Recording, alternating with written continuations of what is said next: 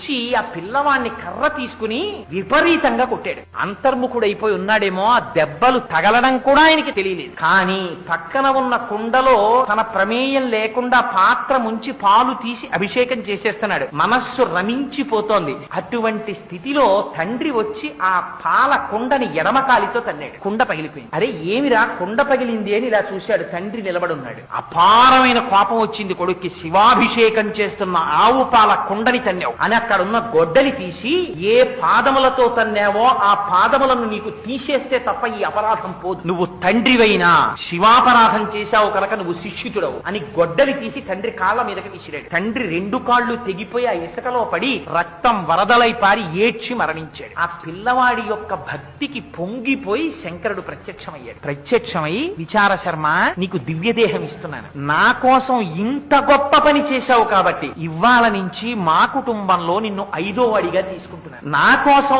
ఆవు పాలతో ఇంత తాదాత్మ్యంతో అభిషేకం చేశావు కనుక ఇవాళ నుంచి నా కొడుకులకి కూడా లేని అధికారం నీకిస్తున్నాను. నేను భోజనం చేసిన తరువాత మిగిలిన పదార్థాలు నా కొడుకులు కూడా ముట్టుకోవడానికి వీల్లేదు. నువ్వు తినాలి. నీకు చూపించి నువ్వు తినేసిన తర్వాత నువ్వు తీసుకెళ్ళమని అనుగ్రహిస్తేనే వాళ్ళు తీసుకోవాలి. అందుకని నీకు వరమిస్తున్నానన్నాడు. ఇవాళకి మనం శివాలయంలో ఏమిటో తెలుసా అండి, తెలియక శివ నిర్మాల్యం అని వదిలేస్తారు. చండుడికి చూపించి తెచ్చుకోవాలి. అక్కడికి వెళ్ళి ఓ ఇలా కొడుతుంటారు ఆయనకి చెవుడని. ఆయనకి చెవుడు కాదు, ఆయన ఎప్పుడు ధ్యానం చేస్తూ ఉంటాడు. చిటికెల చండీశ్వరుడు అని పేరు ఆయనకి. ఆయన ఎప్పుడు భావ సమాధిలో ఉంటాడు. అందుకని మీరు వెళ్ళి ఇలా చిటికెయ్యాలి. వేస్తే ఆయన మహాగ్రహంతో కళ్ళు విప్పుతాడు. ఎందుకు చిటికేశావురా అని. అప్పుడు మీరు శివుడి యొక్క నిర్మాల్యం చూపించాలి. వెంటనే స్వామికి సమర్పించానండి, ప్రసాదం ఇచ్చారు, మీరు అనుగ్రహిస్తే పట్టికెడతాను. ఆయన అదే పనిగా శివుడి దగ్గర వదిలేసినవన్నీ ఆయన తినడం. ఆయన తీసుకెళ్లరా అంటారు. ఆ చండీశ్వరుడు అనుగ్రహిస్తేనే ఫలితం వస్తుంది.